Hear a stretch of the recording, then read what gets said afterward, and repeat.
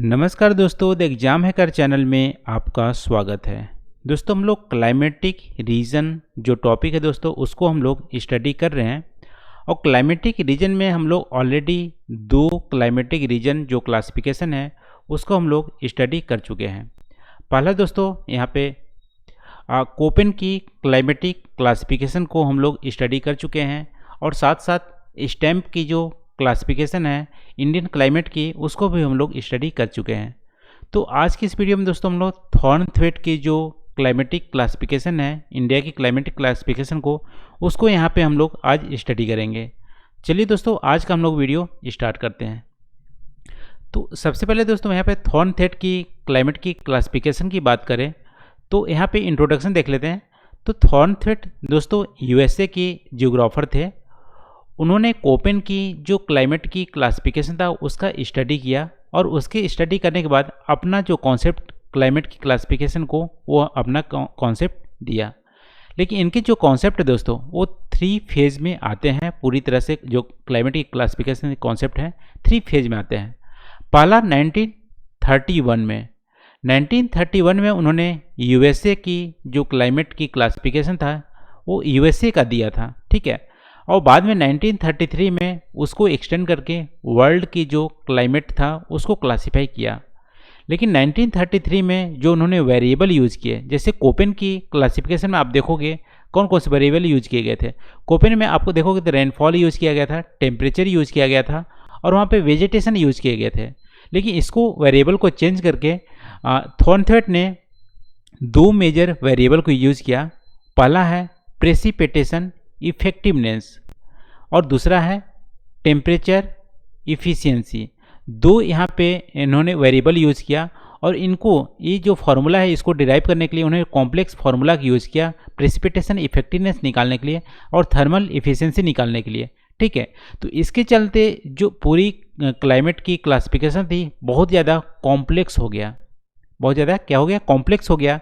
इसकी वजह से बहुत सारे जियोग्राफर जो थे वो थॉर्नथवेट की जो क्लाइमेटिक क्लासिफिकेशन था बहुत ज़्यादा क्रिटिसाइज़ किए कि आप कोपेन की क्लासिफिकेशन जो थी बहुत ही सिंप्लीफाई वे में थी और उसी को आप स्टडी किए और आप जो थिंग्स है उसको कॉम्प्लेक्स बना दिए। तो इस क्रिटिसाइज को दूर करने के लिए 1948 में फिर से अपने जो कॉन्सेप्ट थी उसको चेंज किया और यहाँ पे उन्होंने पोटेंशियल इवेपोट्रांसपिरेशन PET का कॉन्सेप्ट दिया। PET को सिंप्लीफाई वर्जन में बोलेंगे वाटर बैलेंस का कॉन्सेप्ट दिया और इसके बेसिस पे इन्होंने थोड़ा सा सिंप्लीफाई वे में जो थिंग्स थी यानी क्लाइमेटिक क्लासिफिकेशन थी उसको यहाँ पे सिंप्लीफाई किया। तो इन सारे कॉन्सेप्ट को दोस्तों थोड़ा सा हम लोग डिटेल में स्टडी करेंगे। इसके बाद हम लोग देखेंगे इंडिया की जो क्लाइमेट क्लासिफिकेशन थी वाटर बैलेंस के बेसिस पे 12 क्लाइमेटिक रीजन में थॉर्नथवेट की क्लाइमेटिक क्लासिफिकेशन के हिसाब से हम डिवाइड कर सकते हैं और बहुत ही सिंप्लीफाई वे में हम लोग यहाँ पे इसको स्टडी करेंगे, ठीक है। तो सबसे पहले 1933 का थोड़ा सा और हम लोग डिटेल में देख लेते हैं कि जो थॉर्नथवेट की क्लाइमेटिक की क्लासिफिकेशन जो कॉन्सेप्ट था उसको हम लोग थोड़ा डिटेल में देखते हैं। तो यहाँ पे दोस्तों फर्स्ट वेरिएबल इवेपोट्रांसपिरेशन इन्होंने यूज़ किया। इवेपोट्रांसपिरेशन का मतलब है यहाँ पे देखो 2 वर्ड से बना है इवेपोरेशन और ट्रांसपिरेशन। इवेपोरेशन का क्या मतलब है? इवेपोरेशन का मतलब है मान लो कोई वाटर बॉडीज है, यहाँ से वाटर इवेपोरेट होती है, इसको बोलते हैं इवेपोरेशन। और ट्रांसपिरेशन का मतलब है किसी वेजिटेशन से जो मान लो इसके पत्ते हैं वहाँ से इवेपोरेट होती है मॉइस्चर, तो उसको बोलते हैं ट्रांसपिरेशन। तो इवेपोट्रांसपिरेशन को मेजर करने के लिए क्या करेंगे, आप मान लो सॉइल से या वाटर बॉडी से इवेपोरेट होने वाली वाटर को भी इसमें ऐड करेंगे और यहाँ पे जो वेजिटेशन से भी जो मॉइस्चर इवेपोरेट होती है उसको भी ऐड करेंगे। तो दोनों को एडिशन में जो हमारी वैल्यू जाएगी वो हमारा इवेपोट्रांसपिरेशन हो जाएगा, ठीक है। तो यहाँ पे इवेपोट्रांसपिरेशन का कॉन्सेप्ट दिया, उसके बेसिस पे इन्होंने प्रेसिपिटेशन इफेक्टिवनेस निकाले और टेम्परेचर इफिशियंसी निकाले और दोनों को आप देखोगे यहाँ पे जो इंडेक्स है 0 to 128 के बीच में इन्होंने मेजर किया और फिर अलग अलग क्लाइमेट का यहाँ पे क्लासीफाई किया। देख लेते हैं इसको थोड़ा डिटेल में। यहाँ पे प्रेसिपिटेशन इफेक्टिवनेस का जो दोस्तों रेशियो है वो हमारा निकालेंगे टोटल मंथली प्रेसिपिटेशन। मान लो किसी एक लोकेशन की प्रेसिपिटेशन इफेक्टिवनेस निकालनी है तो वहाँ के आप देखोगे प्रेसिपिटेशन हुआ एक मंथ में उसकी वैल्यूज़ को निकालेंगे और बाद में वहाँ पे इवोपोट्रांसपिरेशन अभी देखें दोस्तों कि वाटर बॉडी से, सॉइल से, वाटर बॉडी से और वेजिटेशन से जो मॉइस्चर इवेपोरेट होती है उसका समेशन हमारा इवोपोट्रांसपिरेशन हो जाएगा। दोनों को आप इंडेक्स निकालोगे और बाद में पूरे ईयर का यानी 1 साल का आप निकालोगे, 12 मंथ का एडिशन करोगे तो हमारा पीई इंडेक्स निकलेगा, प्रेसिपिटेशन इफेक्टिवनेस निकलेंगे। तो इस प्रेसिपिटेशन जो इंडेक्स निकलेंगे दोस्तों वो हमारा 0 to 128 के बीच में होगा। ये अलग ही फार्मूला है, इसको हम लोग सिंप्लीफाई वे में देख रहे हैं। तो इनका जो निकलेगा दोस्तों वो हमारा 0 to 128 के बीच में निकलेगा। और 0 to 128 के बीच में आप देखो, एक मिनट, तो 0 to 128 के बीच में यहाँ पे, हाँ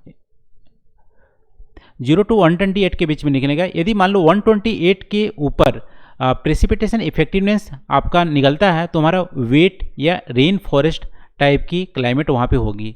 उसको उन्होंने ए से यहाँ पे प्रदर्शित किया है, ठीक है।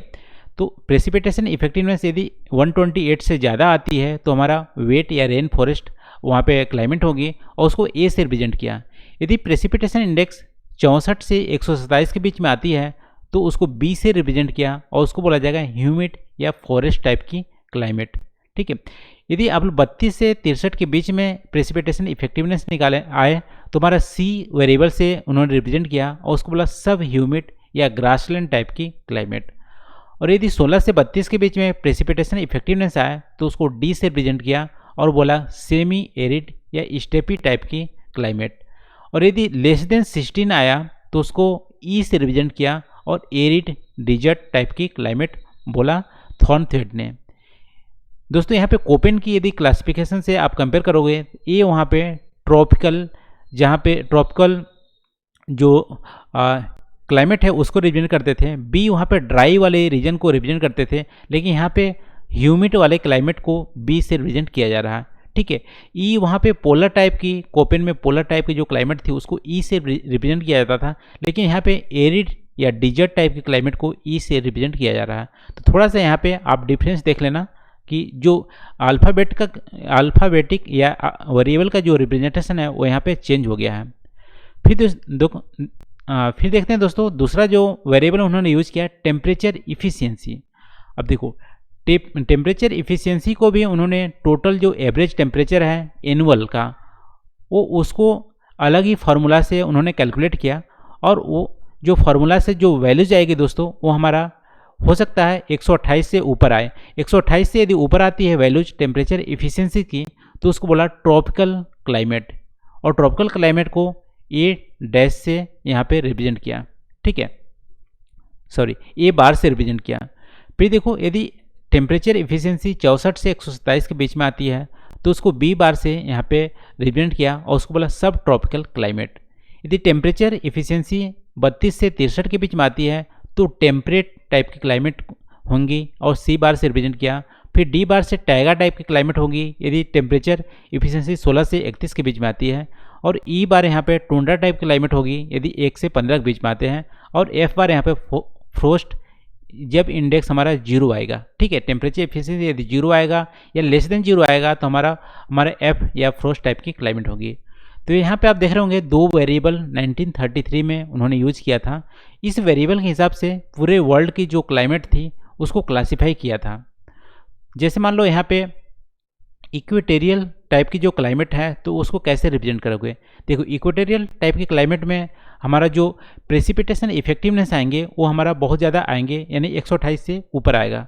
तो 128 से ऊपर आएगा तो उसको हम क्या रिप्रेजेंट करेंगे, ए से। वहाँ पे टेम्परेचर भी बहुत ज़्यादा होती है, सनशाइन भी बहुत ज़्यादा होती है, तो उसका टेम्परेचर इफिशियंसी भी बहुत ज़्यादा आएंगे, 128 से ऊपर आएंगे तो हमारा ए बार हो जाएगा, ठीक है। तो इक्वेटेरियल टाइप की जो क्लाइमेट होगी दोस्तों उसको रिप्रेजेंट करेंगे ए बार। इस तरह से वर्ल्ड क्लाइमेट को थॉर्नथवेट ने अपने क्लासिफाई किया था। लेकिन दोस्तों 1933 में जैसा हम लोग देखे थे कि जो क्लाइमेट की क्लासिफिकेशन थी उसको बहुत ज़्यादा कॉम्प्लेक्स बना दिया और पूरे वर्ल्ड की क्लाइमेट को मेजर जो क्लाइमेट थी वो 32 टाइप की क्लाइमेट यहाँ पे थॉर्नथवेट ने डिराइव किया था। और ये माइक्रो लेवल पे, ठीक है, यदि माइक्रो MICR माइक्रो लेवल पे इन्होंने डिराइव किया था तो 120 टाइप की वर्ल्ड के क्लाइमेट को रीजन को डिफाइन किया। अब देखो इतना कॉम्प्लेक्स स्टडी करना पॉसिबल नहीं होता है, इसीलिए इसकी जो क्लासिफिकेशन थी उसको क्रिटिसाइज किया गया था। और इंडिया में आप बात करो दोस्तों तो 12 क्लाइमेटिक रीजन इंडिया में इन्होंने इनके कॉन्सेप्ट से डिराइव किया गया है। तो ये रहा दोस्तों 1933 का जो क्लाइमेट की क्लासिफिकेशन थी। अब 1948 में इन्होंने सिंप्लीफाई किया थोड़ा सा अपना क्लासिफिकेशन को, और अलग वेरिएबल पोटेंशियल इवेपोट्रांसपिरेशन जो वेरिएबल था उसको यहाँ पे कॉन्सेप्ट दिया, और इसको बोलते हैं वाटर बैलेंस के भी कॉन्सेप्ट बोलते हैं। जैसे पोटेंशियल इवेपोट्रांसपिरेशन क्या होती है इसको एक बार देख लेते हैं। मान लो एक कंटेनर आप रख दिए धूप में बाहर एटमॉस्फेयर के नीचे, तो यहाँ पे जो रेनफॉल होंगी, ठीक है, रेनफॉल होंगी तो रेन यहाँ पे कलेक्टेड होगा, तो मान लो इस लेवल पे आ गई, यहाँ पे इवेपोरेशन भी होगी, तो इवेपोरेशन और रेनफॉल दोनों साइमल्टेनियसली होगी, ये ओपनली छोड़ दिए जाएंगे, ठीक है। तो यहाँ पे मान लो ईयर के एंड में यदि यहाँ पे मॉइस्चर यदि होती है, मॉइस्चर बचती है तो हमारा ह्यूमिड टाइप का क्लाइमेट होगा, यदि मॉइस्चर नहीं होती है तो हमारा ड्राई टाइप का क्लाइमेट होगा, ठीक है। तो इसका मतलब है कि आप ओपनली छोड़ देते हो सॉइल को, तो वहाँ पे जो प्रेसिपिटेशन होते हैं और इवेपोरेशन होते हैं उनके जो बैलेंस होंगे वो यदि वाटर वहाँ पे बचती हैं तो हमारा ह्यूमिड होगा, यदि वाटर नहीं बचती है तो हमारा ड्राई होगा। तो दो तरीके से मेजर यहाँ पे क्लाइमेटिक रीजन डिराइव किए गए। ह्यूमिड में भी यहाँ पे अलग अलग ह्यूमिड में भी अलग कैटेगरीज हैं, उसको हम लोग देख लेते हैं। जैसे एक मिनट, जैसे यहाँ पे देखो ह्यूमिड में यहाँ पे आपको 4 कैटेगरी देखने को मिलेंगे ह्यूमिड क्लाइमेट में। पहला है यहाँ पे देखो 4 कैटेगरी देखने को मिलेंगे ह्यूमिड वाले में। पहला है पर ह्यूमिड, यानी बहुत ज़्यादा यदि वाटर वहाँ पे बैलेंस होता है, यदि बचा रहता है तो हमारा पर ह्यूमिड है। यदि उससे कम वाटर बैलेंस होता है तो हमारा ह्यूमिड है, और उससे भी कम होता है तो मॉइस्ट सब ह्यूमिड है। और थोड़ा ही मॉइस्चर यदि सॉइल में रहता है तो हमारा ड्राई सब ह्यूमिड टाइप की क्लाइमेट होगी। ये हमारा वाटर बैलेंस, यहाँ पे कुछ मॉइस्चर बच जाते हैं। यदि ड्राई टाइप के क्लाइमेट में 2 टाइप के ड्राई टाइप क्लाइमेट है यहाँ पे, सेमी एरिड और एरिड। यदि वाटर बिल्कुल नहीं बचता है, यहाँ पे इवेपोरेशन एक्सीड करेगा, ज़्यादा होगा प्रेसिपिटेशन से, तो हमारा ड्राई टाइप की क्लाइमेट होगी, ठीक है। तो इसको रिप्रेजेंट करने के लिए उन्होंने अलग अलग वेरिएबल दे, जैसे पर ह्यूमिड टाइप के क्लाइमेट को ए से रिप्रेजेंट किया, ह्यूमिड टाइप के क्लाइमेट को बी से रिप्रेजेंट किया, और मॉइस्ट जो सब ह्यूमिड क्लाइमेट है उसको C1 से रिप्रेजेंट किया, और ड्राई सब ह्यूमिड जो क्लाइमेट है उसको C2 से रिप्रेजेंट किया, और सेमी एरिड जो क्लाइमेट है उसको D से रिप्रेजेंट किया, और एरिड जो क्लाइमेट है उसको E से रिप्रेजेंट किया। तो यहाँ पे 1948 में थोड़ा सा सिंप्लीफाई वर्जन में अपनी जो क्लाइमेट की क्लासिफिकेशन थी उसको इन्होंने सिंप्लीफाई किया। दोस्तों 1948 की क्लाइमेट की क्लासिफिकेशन को यदि बेसिस माने तो इंडिया की जो क्लाइमेट की क्लासिफिकेशन है उसको देख लेते हैं। तो इंडिया में 1948 की क्लाइमेट क्लासिफिकेशन के बेसिस मान के 12 जो मेजर क्लाइमेटिक रीजन में यहाँ पे डिवाइड किया गया था, ठीक है, उसको देख लेते हैं। तो पहला दोस्तों पर ह्यूमिड का मतलब वाटर वहाँ पे बहुत ज़्यादा बच जाता है, यानी कि इवेपोरेशन कम होता है एज कम्पेयर टू प्रेसिपिटेशन, बहुत ज़्यादा कम होता है evaporation as compare to precipitation, तो उसको बोलते हैं पर ह्यूमिड, और उसको ए से रिप्रेजेंट किया। तो यदि इंडिया की बात करें दोस्तों तो यहाँ पे वेस्टर्न घाट में आपको यहाँ पे पर ह्यूमिड क्लाइमेट देखने को मिलेगा। यहाँ पे प्रेसिपिटेशन ज़्यादा होता है एज कम्पेयर टू इवेपोरेशन, यानी बहुत ज़्यादा प्रेसिपिटेशन होती है एज कम्पेयर टू इवेपोरेशन, तो हमारा ए टाइप की क्लाइमेट यहाँ पे देखने को मिलेगा। इसके अलावा दोस्तों नॉर्थ ईस्ट में आपको ए टाइप की क्लाइमेट देखने को मिलेगी। यहाँ पे थोड़ा सा बीच में छोड़ के आपको ए टाइप की क्लाइमेट ये पूरा देखने को मिलेगा, पूरा ये त्रिपुरा, मिजोरम, आसाम का भी पार्ट, और यहाँ पे अरुणाचल प्रदेश का पार्ट, ये हमारा ए टाइप की क्लाइमेट देखने को मिलेगा। यानी पर humid climate north east region में मिलते हैं और यहाँ पे वेस्टर्न घाट में मिलते हैं। ये हमारा पर ह्यूमिड क्लाइमेट हो गया थॉर्न थ्रेड के हिसाब से। अब देख लें दोस्तों अगला जो बी का मतलब है ह्यूमिड क्लाइमेट, यानी पर ह्यूमिड से थोड़ा कम मॉइस्चर यहाँ पे बचे रहेंगे, वो हो गया ह्यूमिड टाइप की क्लाइमेट। अब ह्यूमिड टाइप की क्लाइमेट आप देखोगे तो देखो ये हमारा ए था, तो ए की सराउंडिंग रीजन में जो सब्सिक्वेंट जो यहाँ पे रीजन है वो हमारा बी टाइप की यहाँ पे क्लाइमेट होगी, ठीक है। तो सराउंडिंग रीजन आप ए हमारा बी यहाँ पे मिलेगा, और बी और कहाँ मिलेगा, बी हमारा यहाँ पे जो नॉर्थ ईस्ट में जो एरिया बच गया था यहाँ पे हमारा बी मिलेगा। यहाँ तो हमारा ए ही है, ठीक है, इधर वाला पोर्शन ए है, और यहाँ पे नागालैंड और मिजोरम और अरुणाचल प्रदेश वाला जो एरिया था यहाँ पे थोड़ा सा एरिया यहाँ पे बी मिलेगी, ठीक है। तो ये हमारा ह्यूमिड टाइप के क्लाइमेट हो गया। तो ए के सराउंडिंग रीजन में जो रीजन है वो हमारा बी या ह्यूमिड टाइप की क्लाइमेट मिलेगी। तो आपको नॉर्थ ईस्ट में और यहाँ पे सिक्किम वाले एरिया में भी यहाँ पे बी मिलेंगे, ठीक है। तो यहाँ पे बी और नागालैंड वाले एरिया में यहाँ पे, एक मिनट फिर देख लेते हैं। देखो हमारा ए यहाँ पे था, वेस्टर्न घाट में ए यहाँ पे था, और ए कहाँ पे था, यहाँ पे मेघालय, त्रिपुरा, असम, मेघालय, त्रिपुरा और यहाँ मिजोरम वाले एरिया और अरुणाचल प्रदेश वाले एरिया, ये हमारा क्या था, ए था, ठीक है, ये था। बी क्या हो जाएगा, इसके सराउंडिंग वाले एरिया यहाँ पे हमारा बी हो जाएगा, और बी यहाँ पे सिक्किम वाले एरिया भी हो जाएगा, और यहाँ पे जो बचा हुआ नॉर्थ ईस्ट का रीजन था नागालैंड और मिजोरम और असम वाले रीजन, यहाँ पे बी हो जाएगा। ये हमारा ह्यूमिड टाइप का क्लाइमेट है, ठीक है दोस्तों। फिर अगला जो ह्यूमिड टाइप का क्लाइमेट है दोस्तों, वो हमारा C1।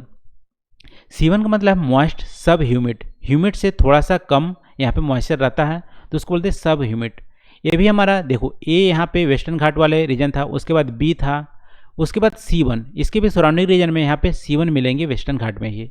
इसके अलावा C1 कहाँ पे मिलेंगे, ये पूरा वेस्ट बंगाल का जो एरिया है, दार्जिलिंग से लेकर वेस्ट बंगाल का एरिया और उड़ीसा का एरिया, ये हमारा C1 मिलेगा। यहाँ पे मॉइस्चर, यहाँ पे सब ह्यूमिड टाइप की क्लाइमेट होगी एज पर थॉर्नथवेट की क्लासिफिकेशन, ठीक है। तो सी हमारा यहाँ पे होगा और C1 यहाँ पे होगा, दो तरह से दो जगह हम होंगे सब ह्यूमिड की क्लाइमेट क्लासिफिकेशन, ठीक है। हाँ, एक छूट गया दोस्तों, ए टाइप की जो क्लाइमेट होगी हमारा अंडमान निकोबार में भी होगा और यहाँ पे लक्षद्वीप में भी होगा ए टाइप की क्लाइमेट, इसको आप मेंशन कर लेना। फिर दोस्तों यहाँ पे जो सब ह्यूमिड जो क्लाइमेट है, ड्राई सब ह्यूमिड क्लाइमेट, उसको रिप्रेजेंट करते हैं C2 से। देखो तो C2 टाइप की क्लाइमेट कहाँ पे होंगी, मेजर जो पोर्शन है दोस्तों यहाँ पे जो गंगा की जो नैरो, यहाँ पे आप देखोगे ये पूरा जो एरिया है गंगा का, और इधर आपका MP झारखंड वाले एरिया, ये हमारा C2 में आ जाएगा, ठीक है।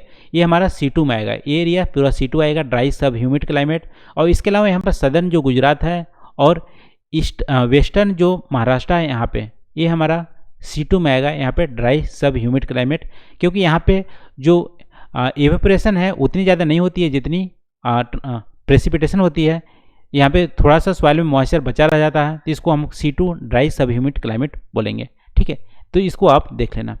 फिर इसके अलावा दोस्तों जो डी टाइप के क्लाइमेट है, डी अब हमारा सेमी एरिड आ जाता है, यानी कि एरिड टोटली बहुत ज़्यादा इवेपोरेशन होता है। सेमी एरिड में आप बोल सकते हो इवेपोरेशन थोड़ा सा एक्सीड करता है इस प्रेसिपिटेशन से। तो ये जो हमारा एरिया है दोस्तों, ये आपको पूरा जो वेस्टर्न राजस्थान है और ये गुजरात का भी कुछ एरिया, महाराष्ट्र का कुछ एरिया, ये हमारा डी टाइप की क्लाइमेट आएगी। ये रेड जो शैडो वेस्टर्न घाट के साइड रेन शैडो जोन छोड़ के ये पूरा यहाँ पे हमारा ये तमिलनाडु वाला एरिया है दोस्तों, ये C2 में आएगा, यहाँ पे भूल गए थे, ये C2 आएगा। तो ये हमारा डी टाइप की आएगी क्लाइमेट, ठीक है। तो ये पूरा जो सेंट्रल एरिया है ये हमारा डी टाइप की क्लाइमेट में आएगा।